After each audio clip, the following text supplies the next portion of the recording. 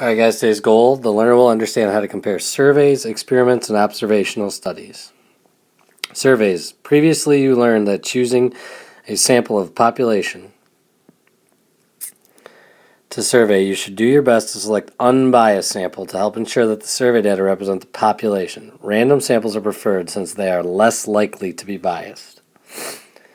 In designing a survey, it is also very important to word survey questions carefully. Answers to poorly worded questions may not accurately reflect the opinions or actions of those being surveyed. Questions that are flawed in the way that leads to inaccurate results are called biased questions. Questions may be biased in several ways. The wording of the question may encourage or pressure the respondent to answer a particular way.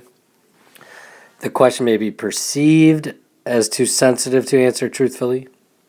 The question may not provide the respondent with enough information to give an accurate opinion. Bias may also be introduced into survey questioning in other ways, such by the order in which the questions are asked or by respondents giving answers which they believe. So let's look at the first question. It says, tell whether the survey question below may be biased or otherwise introduce bias into the survey. Explain. Do you, like most people your age, enjoy watching the latest music videos? So I would say, yes, it's biased. Because it starts with this. Hold on one second.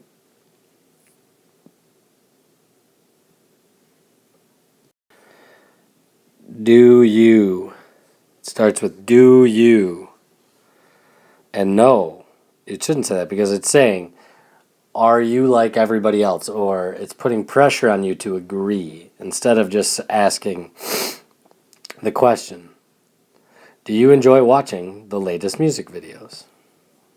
Okay, so yes, it's biased. So let's look at the second. Let's read on here. Experiments and observational studies.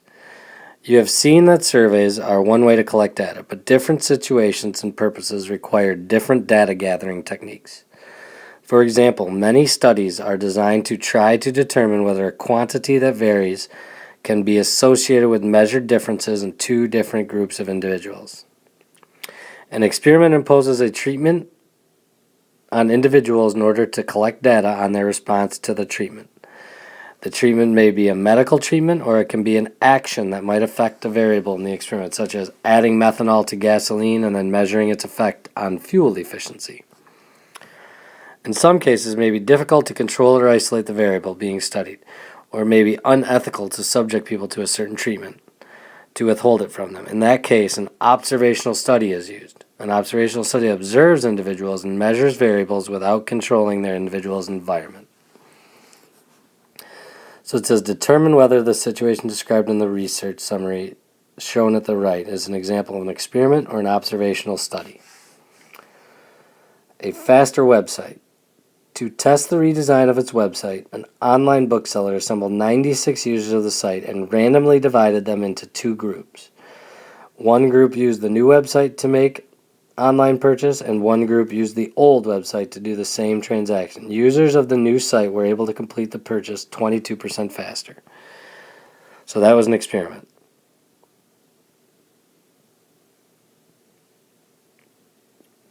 Because they presented them with two different things and had them do it. Okay? So there's an experiment. In a controlled experiment, two groups are studied under identical conditions with the exception of one variable. The group under ordinary conditions is the control group. The group that is subject to the treatment is the treatment group. So oftentimes you see something like this when it deals with like medicine. They give them, they don't know it, but they get a non-working or just a standard, pill that does nothing, and then a new pill that does something. In a randomized comparative experiment, individuals are randomly assigned to the control group or to the treatment group. The comparison of the control group and the treatment group make it possible to determine any effects on the treatment.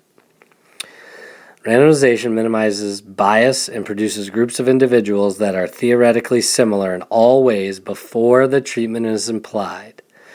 Conclusions drawn from an experiment that is not randomized comparative experiment may not be valid.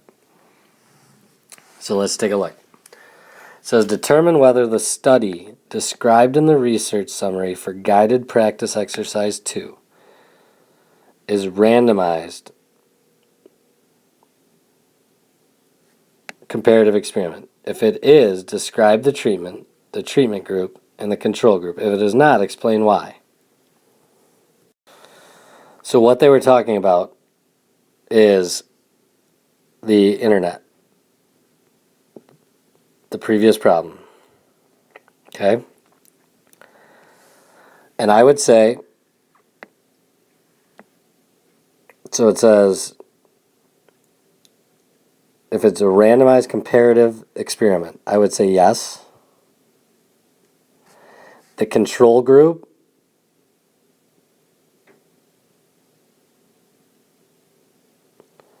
was the purchasers on the old site.